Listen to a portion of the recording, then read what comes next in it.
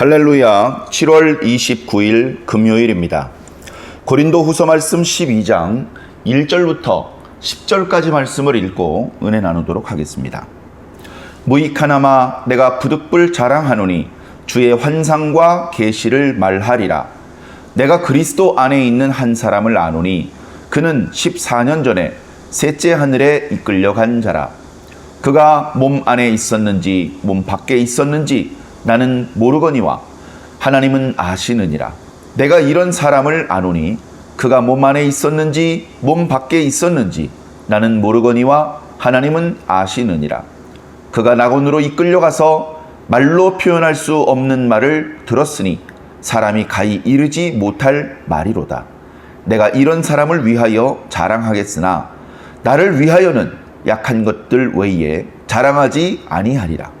내가 만일 자랑하고자 하여도 어리석은 자가 되지 아니할 것은 내가 참말을 함이라. 그러나 누가 나를 보는 바와 내게 듣는 바에 지나치게 생각할까 두려워하여 그만두노라.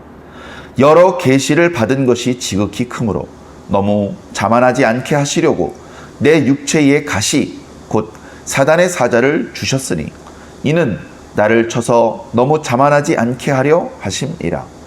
이것이 내게서 떠나가게 하기 위하여 내가 3번 주께 간구하였더니 나에게 이르시기를 내 은혜가 네게 족하도다. 이는 내 능력이 약한 데서 온전하여 짐이라 하신지라. 그러므로 도리어 크게 기뻐함으로 나의 여러 약한 것들에 대하여 자랑하리니 이는 그리스도의 능력이 내게 머물게 하려 함이라.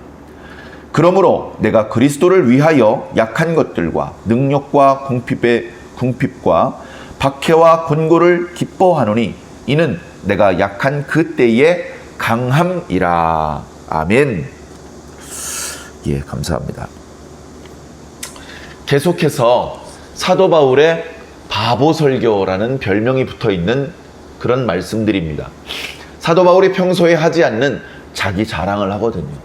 내가 이렇게 진짜 사도다. 내가 주님께 직접 말씀을 들었다. 내가 주님께 직접 사명을 받았다. 내가 주의 일을 성실하게 감당하는 과정에서 그 어떤 누구보다 많은 어떤 환난을 겪었다. 그리고 오늘 말씀에는 내가 남달리 엄청난 영적 체험도 있다. 그것을 이제 말씀해주고 있습니다. 사실 이런 이야기는 도움이 안 되죠.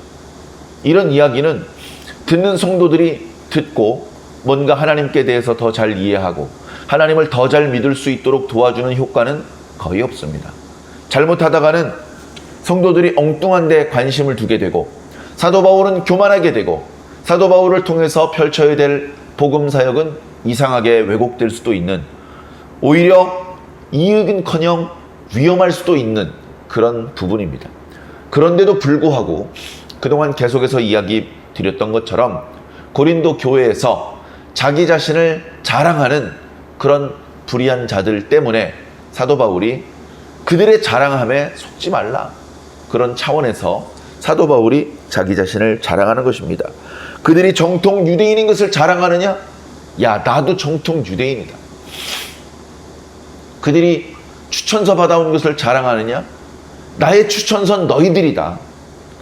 사도 바울은 자랑할 것으로 말한다면 인간적인 측면으로서도 자랑할 것이 너무너무 많았습니다. 그것이 성도들을 전도하고 구원시키는 데 도움이 되는 일이었다면 사도 바울은 열심히 자랑을 했을 것이며 사도 바울의 그 자랑은 효과적이었을 것입니다. 그러나 사도 바울의 그런 외적인 여러 스펙들, 그들의 경험들, 이런 것들은 그냥 사도 바울에게 의미가 있을 뿐이지 성도들에게, 또 사도 바울을 통해서 주님을 만나고 말씀을 듣고 구원받아야 될 그런 우리들에게는 거의 아무런 유익을 주지 못하는 것들입니다. 자, 그래서 오늘 말씀도 첫 구절에 이렇게 시작합니다. 무익하나마 내가 부득불 자랑하노니. 자랑을 하겠다는 겁니다. 그러나 그 자랑이 무익하다는 것을 나는 안다. 그럼에도 불구하고 어쩔 수 없이 자랑한다 라고 이야기를 합니다. 그가 오늘 말씀 앞부분에 자랑하는 내용은요, 영적인 체험입니다. 내가 주의 환상과 계시를 말하리라. 환상과 계시라는 영적인 체험을 했습니다. 환상은 특별히 하나님께서 눈으로 볼 수 있고 귀로 들을 수 있는 그런 형태의 계시를 말하고 있습니다. 마치 영상을 보는 것과 같은 그런 신비한 체험을 한 것이죠. 그리고 계시는 특별히 여러 말소리, 주님께서 그런 환상과 함께 계시로 여러 말소리로 당신의 뜻을 들려주셨던 것이죠. 그 모든 것들을 합하여 환상과 계시라고 말합니다. 특별히 주의 환상과 계시라고 말씀하신 것을 보니 주님께서 다른 천사들에게 맡기지 않으시고 당신께서 직접 환상을 보여주시고 계시를 들려주셨던 것 같습니다. 정말 놀라운 체험, 정말 귀중한 체험이죠. 저도 이런 체험을 하고 싶고 우리 모두 이런 체험이 필요할 것입니다. 그러나 거의 대부분의 그리스도인들은, 거의 대부분의 천국 백성은 주님께 직접 환상과 계시를 듣는 체험을 하지는 못할 것입니다. 반드시 그래야만 할 필요가 있는 것도 아닙니다.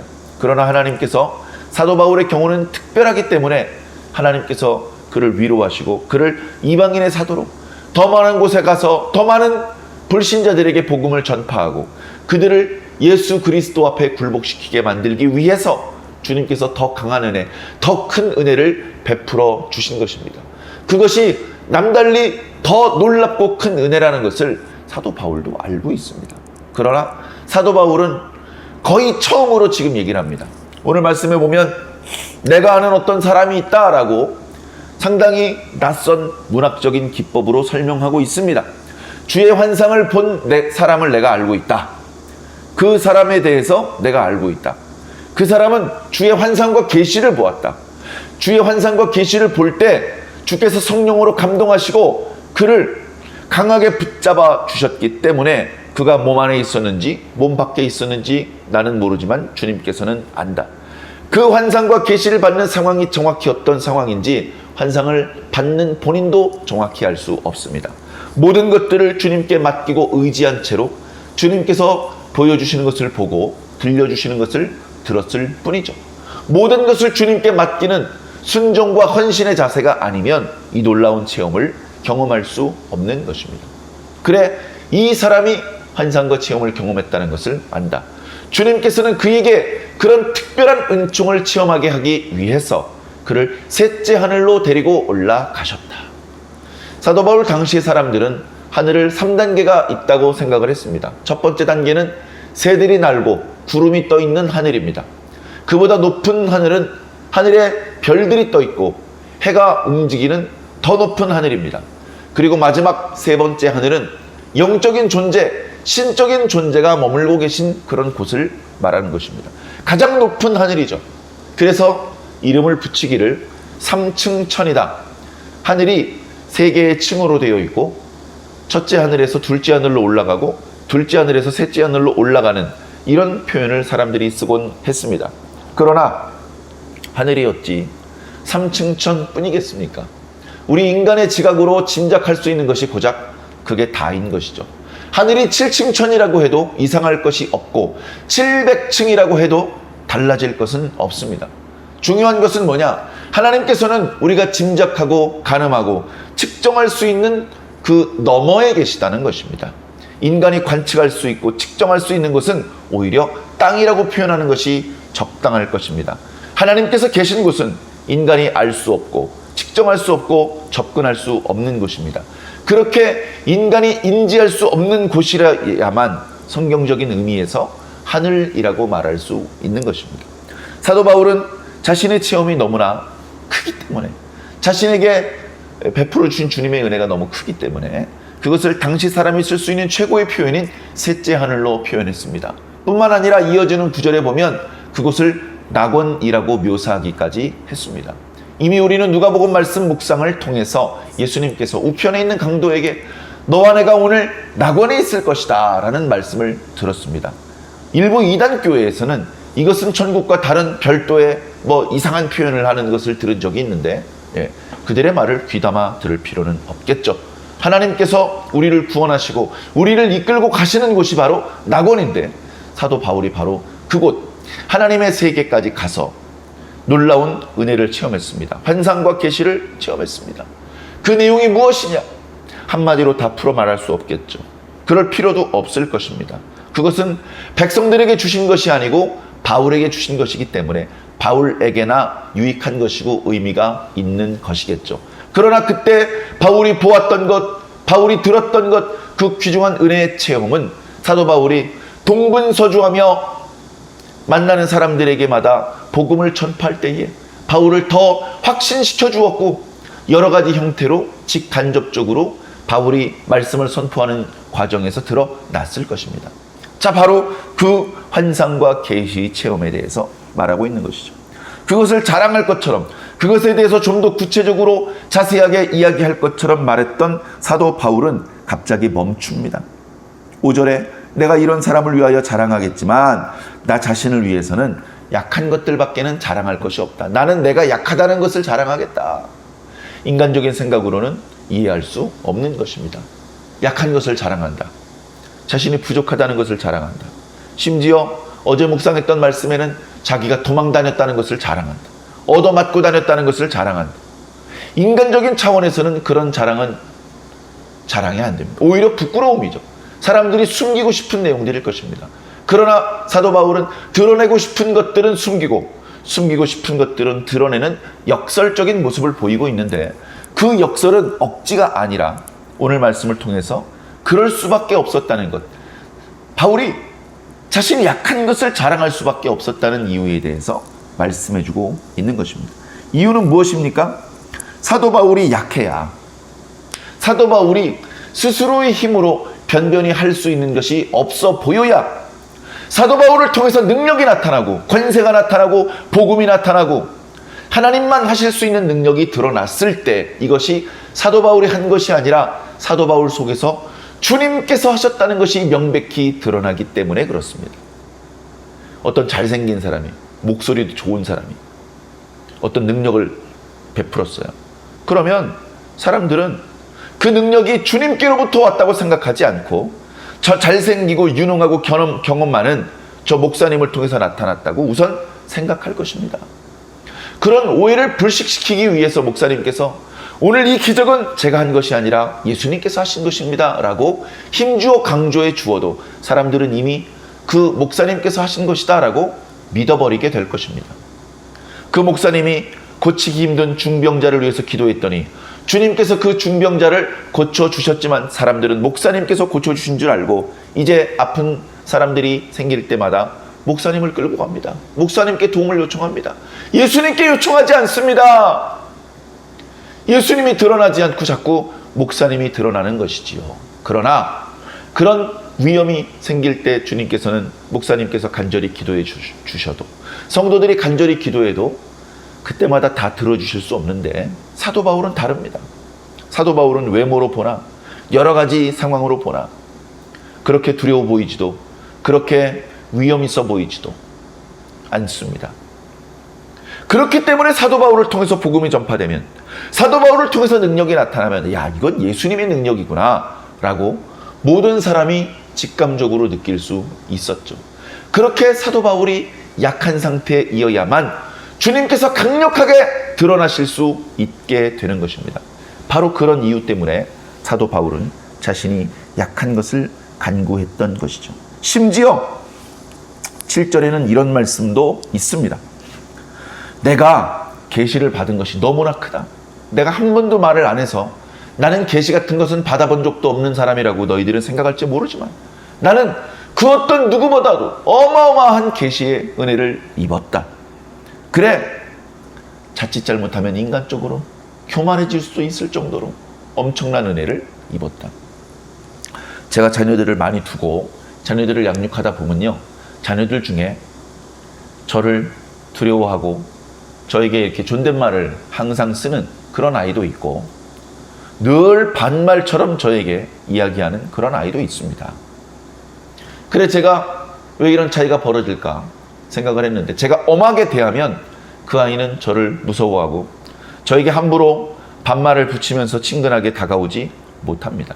그러나 제가 잘해주면, 제가 너그럽게 대해주고 제가 먹을 것도 주고 제가 친근하게 대해주면 그 녀석은 저를 친구로 알고 반말을 합니다.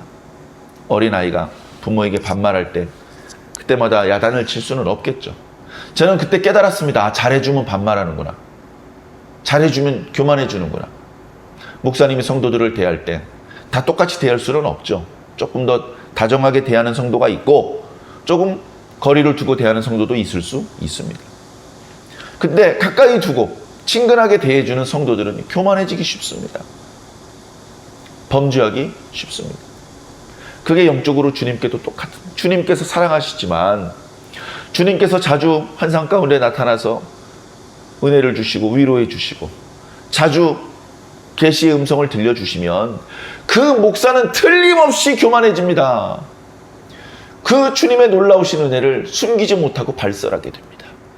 백성들을 혼란에 빠뜨리고 스스로도 교만의 병에 들어서 아무짝에도 쓸모없는 주의 종이 되고 교회도 도탄에 빠질 수밖에 없습니다.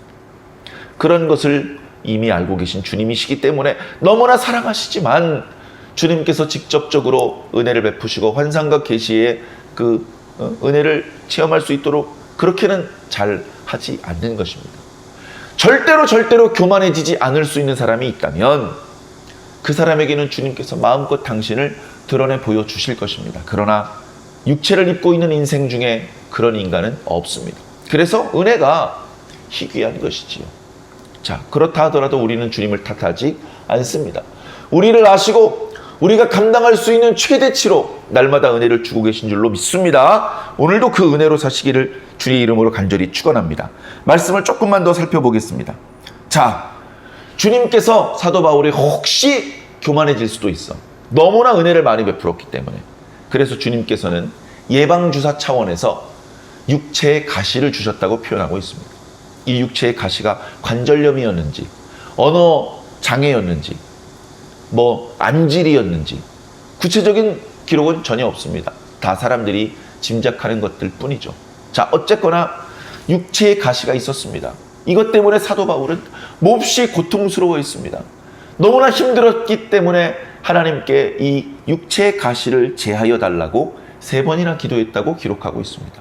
사도 바울이 3번 기도했다면 그냥 지나가는 말로 한두 마디 기도한 것일까요? 아니면 창자가 끊어지듯이 간절하게 밤새도록 기도한 것일까요?